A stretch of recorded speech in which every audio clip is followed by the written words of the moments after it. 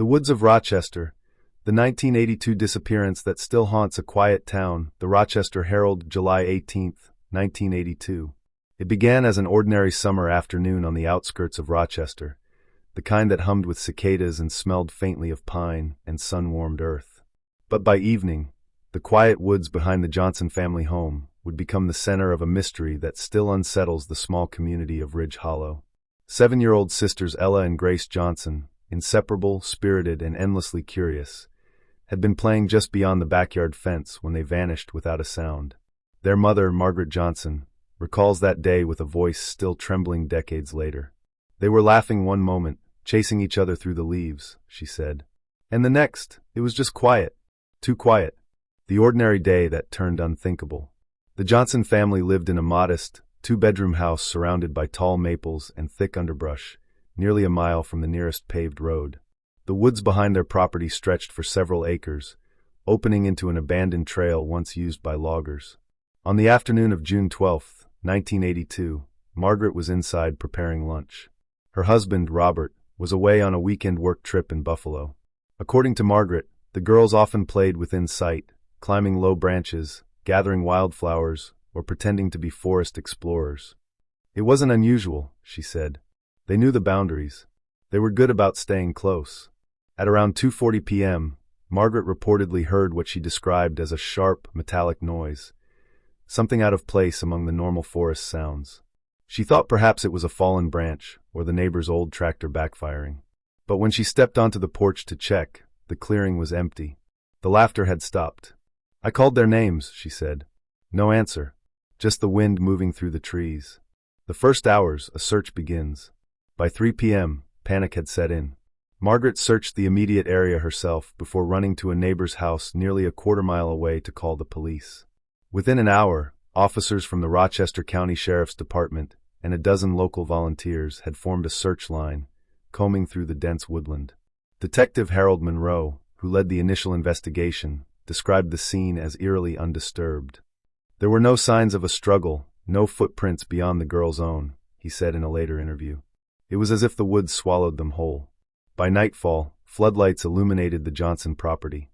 Bloodhounds were brought in from Monroe County. They caught a faint scent trail that led roughly half a mile north, to a shallow stream, before disappearing altogether. Local residents joined the effort, calling the girls' names through the trees, their voices echoing back unanswered. The community in shock.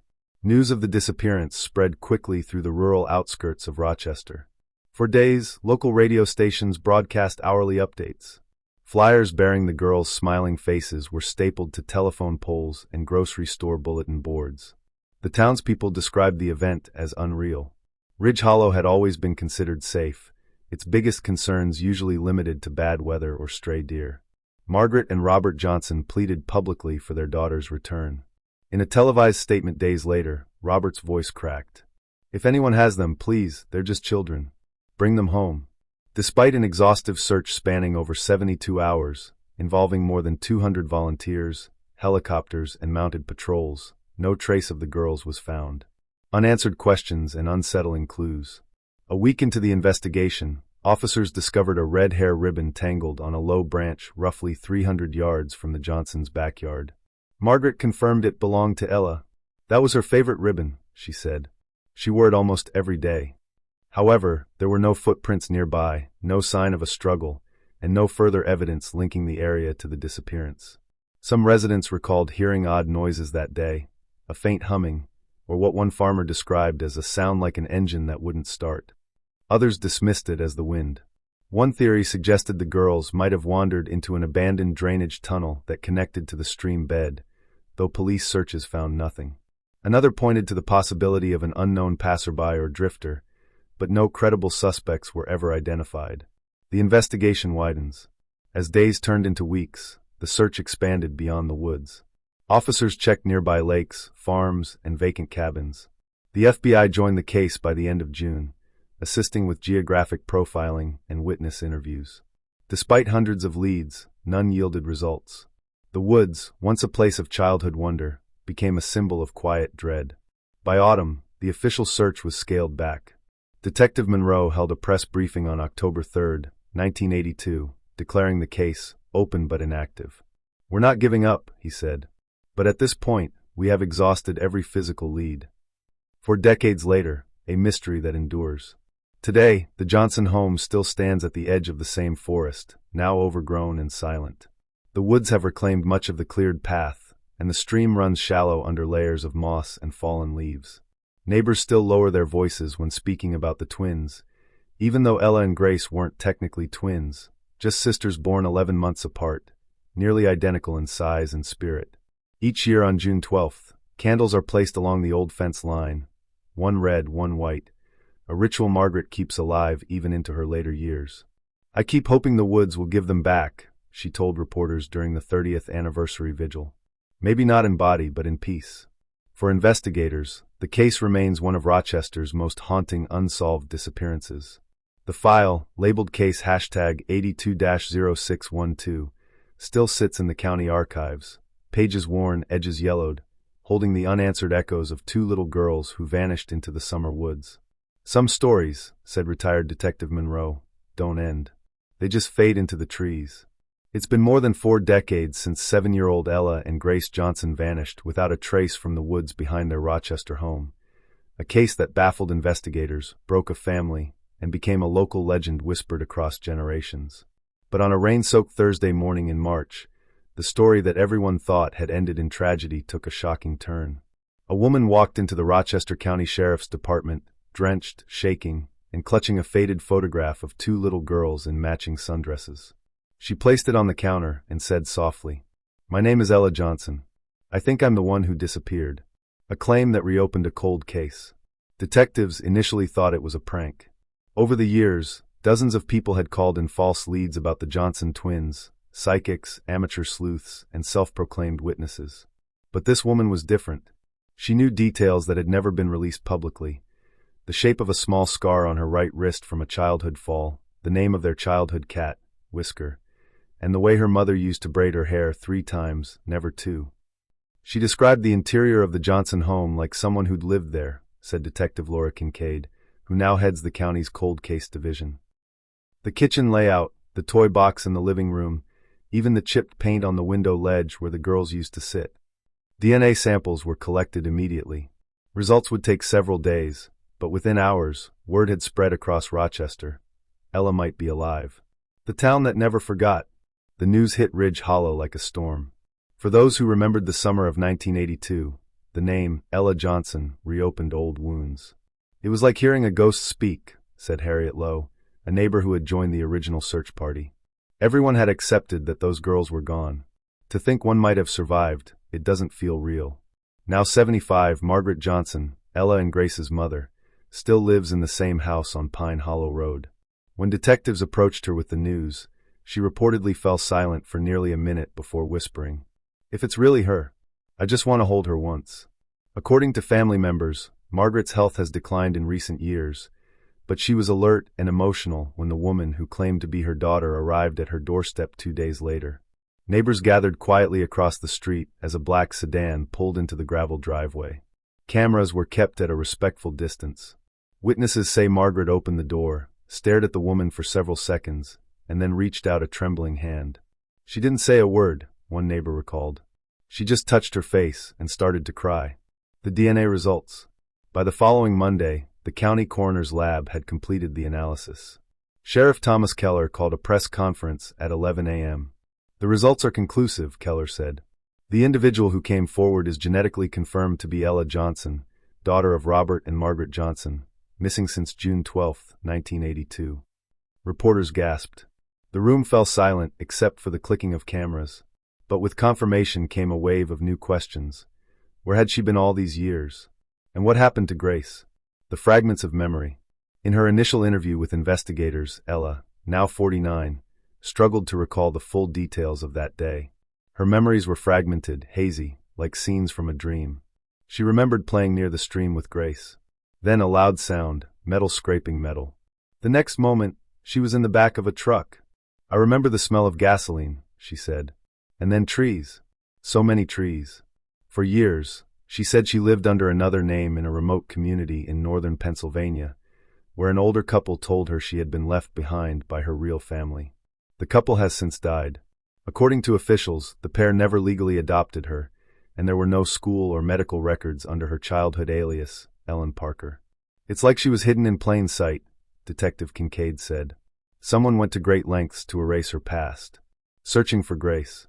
The discovery of Ella's survival reignited hope that her sister might still be alive.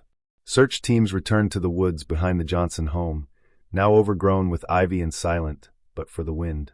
Ground-penetrating radar and cadaver dogs were brought in for a new sweep of the area. So far, no physical remains have been found. Ella, though, has expressed a deep certainty. She's out there, she told investigators. I used to dream about her calling my name. I could hear her voice in the woods. Psychologists weigh in. Experts describe Ella's case as a rare phenomenon, a child disappearance that results in a surviving adult surfacing after decades, with partial memory retention. Dr. Lena Ross, a forensic psychologist who has consulted on cold cases, says trauma can fragment memory to protect the mind.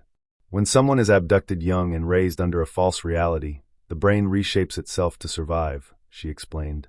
Recovering those early memories often feels like reliving two lives at once. Ella has since begun therapy under state protection. Officials have withheld her exact location for privacy. The unfinished story. For the Johnson family, Ella's return brings both closure and pain. Her father, Robert, passed away in 2005, never knowing what became of his daughters. A photograph of both girls still sits on his grave, two bright smiles forever frozen in time. Margaret, now 77, spends her afternoons with Ella on the back porch overlooking the same woods that once took everything from her. She's quiet, Margaret told the Herald last week. She watches the trees a lot. Sometimes she says she remembers Grace laughing, just before the sound. The case reopened.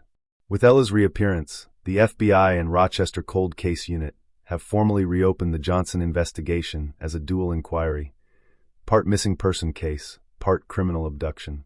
Agents are re-examining evidence from 1982, including fibers and soil samples stored in sealed containers for forensic reanalysis using modern technology.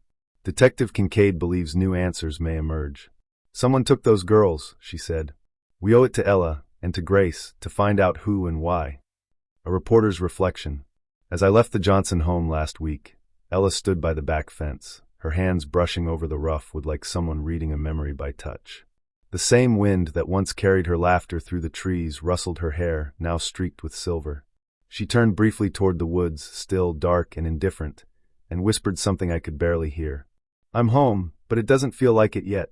42 years after two little girls vanished from Ridge Hollow, one of them has finally come back. But the forest keeps its secrets well. And until Grace's story is known, Rochester will continue to listen for the echoes between the trees. It's been 8 months since Ella Johnson stepped out of anonymity and back into the world, a woman reclaimed from the shadows of history. Her return rewrote everything we thought we knew about the Ridge Hollow disappearance of 1982, and yet, it left the most important question unanswered. What happened to Grace? Investigators have combed through old evidence, re-interviewed witnesses, and revisited every inch of the woods that swallowed the sisters 4 decades ago. But sometimes, the truth doesn't hide in dirt or DNA. Sometimes it hides in memory, or in the spaces where memory refuses to go. Echoes from the past. Detective Laura Kincaid invited me to accompany her on what she called one last walk through the Johnson property before the first winter snow. The air was brittle, the trees stripped bare. This place feels different now, she said, flashlight beam catching flecks of frost. Almost like it's holding its breath. We followed the narrow trail to the stream where the girl's scent had last been traced in 1982. The current still murmured softly, weaving through stones like whispers. Near the water's edge stood a decaying wooden post, the remains of a rope swing. Ella remembered that swing. Grace loved it more than I did, she'd told detectives. She said the trees sang to her when she swung high enough. It was the first of many things she recalled that no one else could verify. The fragments resurface. In October, under guidance from trauma specialists, Ella began a series of guided memory retrieval sessions. The transcripts, released to investigators under confidentiality, revealed fragments of imagery rather than full events. She described red light flickering through leaves, a man humming a song that never finished, and Grace calling her name, then fading into silence. But in one session, she added something new. I remember turning back and seeing her, but she wasn't afraid. She was looking at something behind me, smiling. And then she was gone. When asked what Grace had been looking at, Ella said only, the light. Uncovering the red room. In November, while clearing debris near the old drainage path, investigators discovered a buried storage compartment, likely part of an abandoned utility shelter from the 1960s. Inside, they found remnants of a child's shoe, a rusted lantern, and an old tin music box with faded red paint.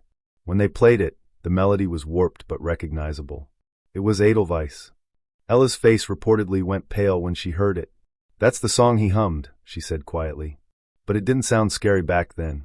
The FBI confirmed the items dated to the early 1980s, though none could be conclusively tied to Grace. Still, the discovery shifted the investigation from tragedy toward something stranger, a psychological geography between loss and belief. Two versions of the same day. When I spoke with Ella last week, she said her memories of the woods come in two forms, one vivid, one blurred.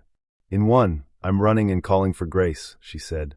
In the other, she's standing still, watching me go, like she knows I'll be the one who leaves. Experts say such dual memories are common in trauma survivors. The mind splits the unbearable into two realities, one to live with, one to dream about. But for Ella, the split feels deeper. Sometimes, she confessed, I think Grace never left the woods because she didn't want to.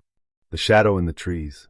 Locals still whisper about strange sounds near the Johnson property, a child's laughter, a woman's voice calling faintly through the wind.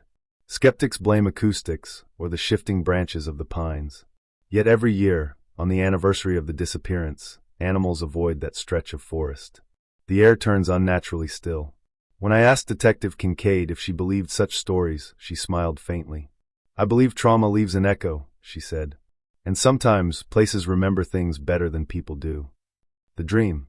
2 weeks ago, Ella contacted the paper again. She said she'd had a dream, not a nightmare, but something softer. In it, Grace was standing by the stream, older now, her hair touched by silver.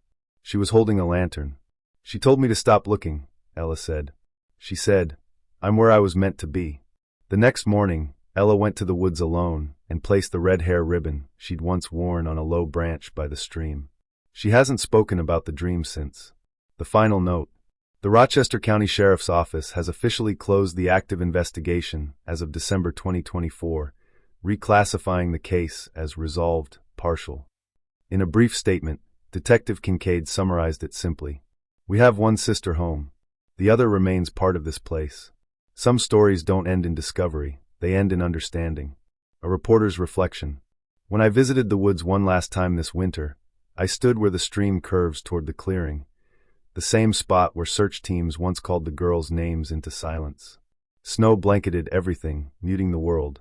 For a moment, I thought I heard laughter, faint, fleeting, like the sound of two children running through leaves. But when I turned, there was only wind and the glint of sunlight off ice. As I closed my notebook, I realized that perhaps the truth of Grace's disappearance wasn't hidden under soil or in police files. Maybe it lived in the space between what Ella remembers and what she's still trying to forget. The woods of Rochester no longer feel cursed, only quiet. And if you listen closely, just before dusk, you might hear the faint creak of a rope swing, moving on its own, keeping time with a song no one finished. She's home, Ella once said. Just not in the way we expected. End of series, The Woods of Rochester. A 3-part investigative report for the Rochester Her. ALD. It has been nearly a year since the reappearance of Ella Johnson, the woman who returned to Rochester claiming to be one of the two sisters who vanished from Ridge Hollow in 1982. Her story seemed to close one of the most painful chapters in the town's history. Yet new evidence, and a string of inexplicable coincidences, has reopened old questions, suggesting that what happened in those woods may defy not only logic, but time itself. An uneasy discovery. In late January, during a redevelopment survey on the outskirts of Ridge Hollow, construction workers unearthed a rusted bicycle beneath a collapsed oak. Attached to the handle was a small metal charm in the shape of a heart, identical to the one Ella wore the day she vanished, confirmed through archived family photographs. But there was a problem. Forensic analysis showed that the soil layer encapsulating the bicycle predated 1980, at least 2 years before the girls disappeared. When confronted with the findings, Detective Laura Kincaid, now heading a cold case review, could only say, "It's as if the forest rearranged its own history. 2 footprints, 2 eras." A parallel investigation led by Professor Malcolm Raines, a cognitive geographer from Cornell University, has since introduced an unsettling hypothesis. Using magnetometric ground scans, his team mapped subsurface soil disturbances in the Johnson property woods. They found something strange: two distinct trail patterns, one shallow and recent, one ancient but following the same path. When overlapped digitally, the trails converged at the exact location where Ella claimed she last saw Grace, the creek bend by the rope swing. Raines explained, "It's as though two sets of footsteps were made decades apart, but by the same individuals, moving through the same space at different points in time." Skeptics dismissed it as soil compression anomalies. But to Ella, the finding was a quiet confirmation of something she'd long suspected. Grace didn't disappear, she told me during a recent interview. She slipped into a different moment. The 1982 recordings. A sealed box retrieved from the sheriff's archives provided another twist. Inside were audio cassettes from the original search operations. On tape number 12, recorded the night after the disappearance, a search volunteer can be heard shouting, "I see them. Two girls by the creek." Static follows. Then faintly a child's voice replies, "You're late." The volunteer, now in his 70s, swore he remembered nothing of the moment. "We were exhausted," he said. "Maybe I was hearing echoes." Yet forensic audio specialists recently analyzed the tape and found that the background frequency distortion matched modern-day radio interference, not 1980s analog hiss. Somehow, the sound of the forest had changed after it was recorded. The return of the red light. On February 11th, Ella reported a recurring phenomenon near the stream, a red shimmer flickering through the trees, always visible at dusk, never consistent in direction. Local meteorologists attributed it to lensing from nearby transmission towers. But Ella insists it's the same light Grace looked toward that final day. In one chilling moment during our interview, she said quietly, "I think the forest remembers both of us, but in different years." Grace's journal. The most confounding clue surfaced only last week. A hunter discovered a weathered notebook sealed in a tin box beneath a patch of moss. The cover bore one word, scrawled in a child's handwriting, "Grace." Inside were 9 pages of notes, drawings of trees, water, and the words "she will come later," written repeatedly.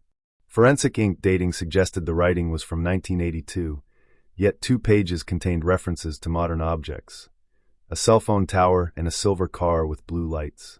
No explanation has been found. A scientist's theory. Professor Raines now proposes a radical model, what he calls a temporal echo field, suggesting that dense biological systems like ancient forests may hold environmental imprints of consciousness, preserving certain events in overlapping time loops. If trauma can echo through generations psychologically, he said, why couldn't it do the same physically, in matter, in memory, in place? He believes Ridge Hollow is one such convergence point, a place where two realities touch and sometimes exchange fragments. The final visit. On a cold March morning, Ella returned to the woods with investigators, carrying the same red ribbon she had once tied to a branch. She tied a second one beside it, whispering, "For when she crosses back." As we were leaving, she paused, staring at the clearing. "Sometimes," she murmured, "I can feel her walking beside me. Not behind. Not ahead. Just slightly out of sync." Later that evening, a wildlife camera positioned near the creek captured a brief frame, a child-sized silhouette, blurred and translucent, standing next to Ella. The timestamp read March 11th, 1982, 4:12 p.m. Yet the footage was recorded on March 11th, 2025. Reporter's note. In the newsroom, we replayed that clip dozens of times. Experts found no signs of manipulation. Still, none were willing to call it proof, only anomaly. But as I watched the last few seconds, I noticed something no one else had mentioned. The silhouette turns, and though the image is distorted, her face seems older than Ella's ever was. I closed the file and stepped away from the screen, the hum of the projector echoing faintly like wind through trees. Maybe Grace never left. Maybe both sisters are still walking the woods, each trapped in the other's tomorrow.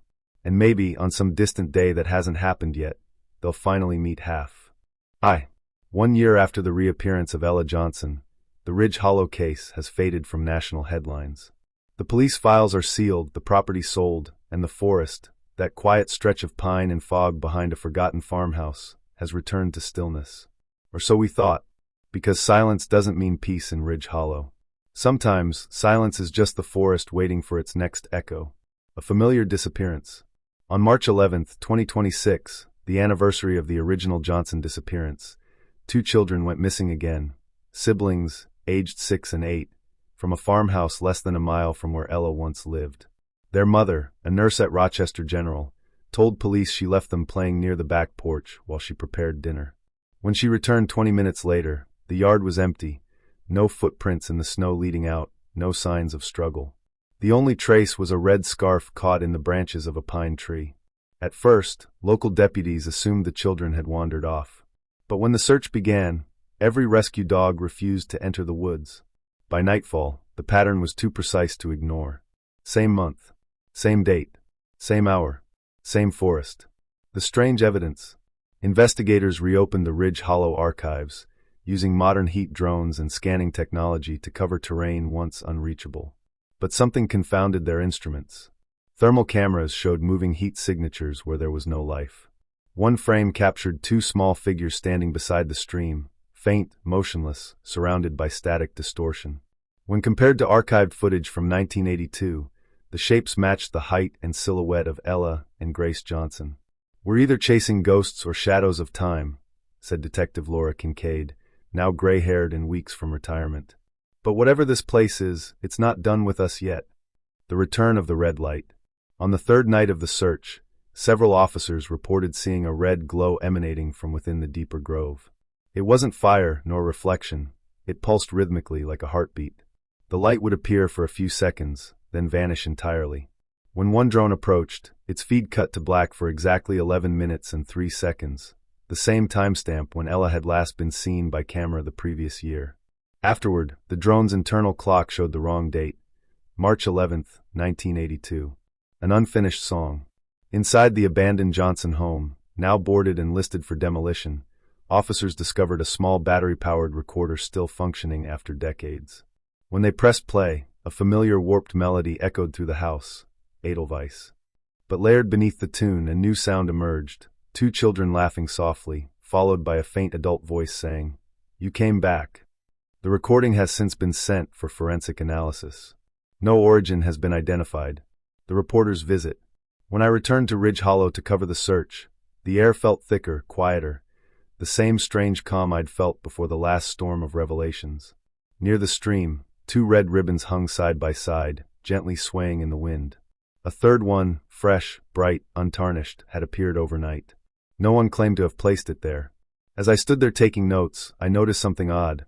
My watch read 4:12 p.m., the same timestamp from the blurred wildlife footage of Ella and the silhouette. But the sun was already setting. When I checked my phone, it said 6:47. The unraveling timeline. 2 weeks later, search teams found a footprint in the frozen mud, a small bare foot, half the size of an adult's, preserved perfectly as if time itself had paused around it. Next to it lay a child's charm bracelet with 2 names engraved, Ella and Grace. But metallurgical testing dated the bracelet's creation to 2024, over 40 years after the sisters vanished. "Every time we close the circle," said Professor Malcolm Rains, "it seems to start again, but slightly altered, as if the forest is rewriting the story in each generation." The cycle completes. By April, the new missing children had still not been found. The town began to empty once more, families selling homes, schools closing early, leaving Ridge Hollow to its ghosts. And yet, on a warm spring night, a hiker captured a brief video near the edge of the forest.